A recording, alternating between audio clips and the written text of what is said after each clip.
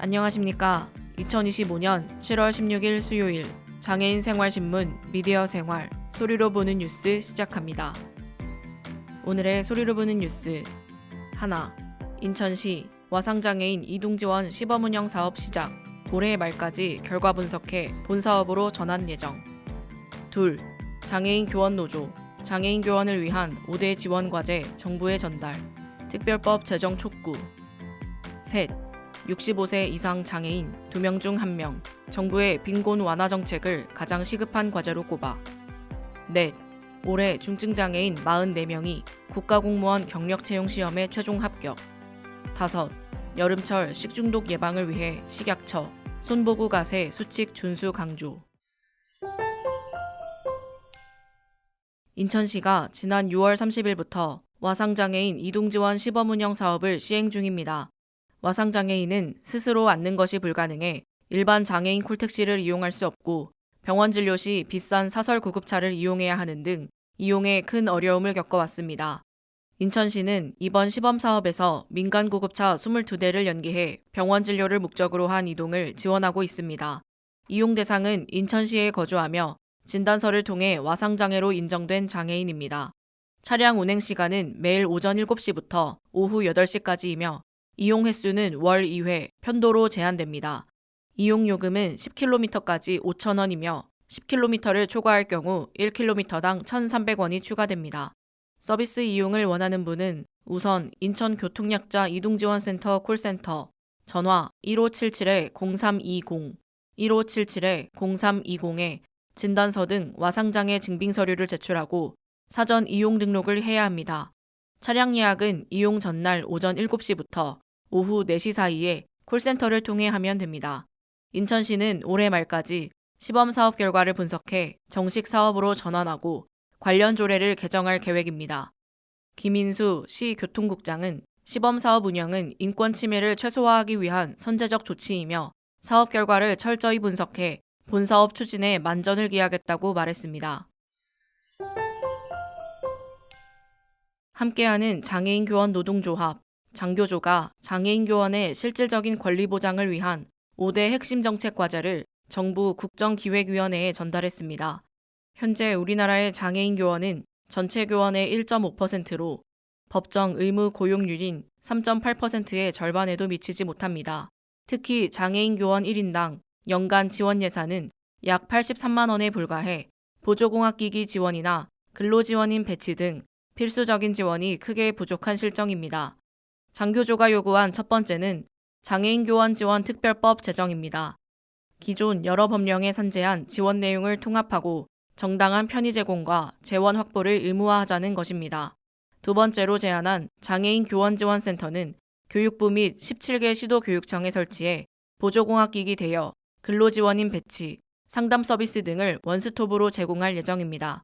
셋째, 양성부터 퇴직까지 장애인 교원의 전 생애 주기에 맞춘 지원 체계를 마련해야 한다고 주장했습니다.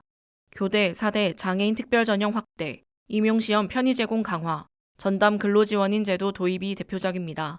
넷째, 장애인 교원이 학교에서 차별 없이 근무할 수 있도록 무장애 인증 BF를 의무화하고 디지털 교과서와 업무 시스템 등의 웹 접근성을 강화할 것을 요청했습니다.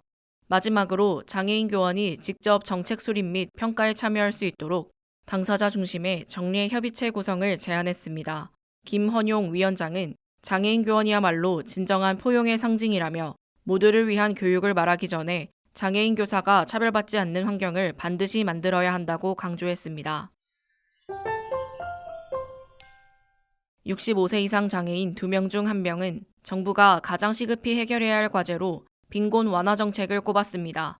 한국장애인개발원이 7월 9일 발표한 통계로 보는 65세 이상 장애인 자료에 따르면 2024년 기준 65세 이상 등록장애인은 약 145만 명으로 전체 고령 인구의 14.6%를 차지합니다. 이들의 월 평균 소득은 약 211만 원으로 비장애인 동년배보다 28% 낮았습니다. 일상생활에서도 77%가 타인의 도움에 의존하고 있었으며 사회적 고립 문제 역시 심각했습니다.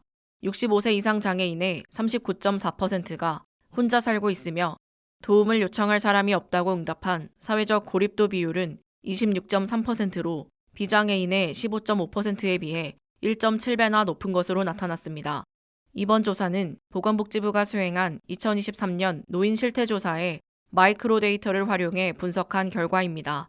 이경혜 장애인 개발 원장은 고령 장애인은 나이와 장애라는 이중의 어려움을 겪고 있어 더욱 세심한 정책 지원이 필요하다며 이번 조사 결과를 바탕으로 고령 장애인의 삶을 실질적으로 개선할 정책이 마련되기를 바란다고 밝혔습니다.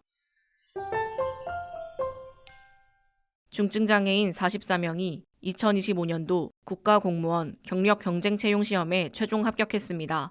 이번 합격자는 행정, 고용노동, 교육, 전산, 보건 분야에서 7급 1명, 8급 3명, 9급 40명입니다. 구체적으로는 우편물 관리, 실업급여 지급, 수입식품 안전관리, 국가미세먼지정보센터 시스템 운영을 비롯해 교육정책 지원, 고용서비스 제공 등 다양한 분야에서 업무를 담당하게 됩니다.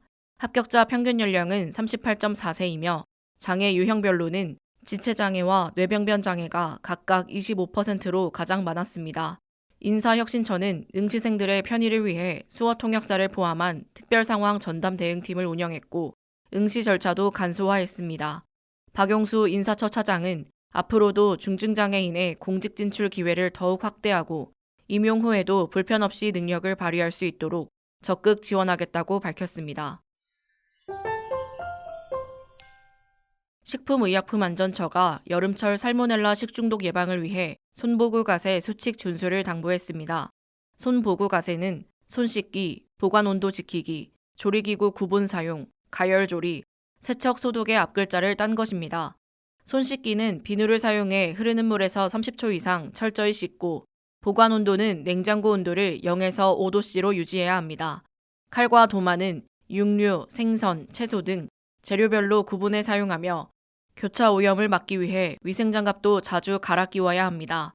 달걀과 육류는 반드시 중심 온도가 75도씨 이상이 될 때까지 1분 이상 충분히 가열해야 합니다.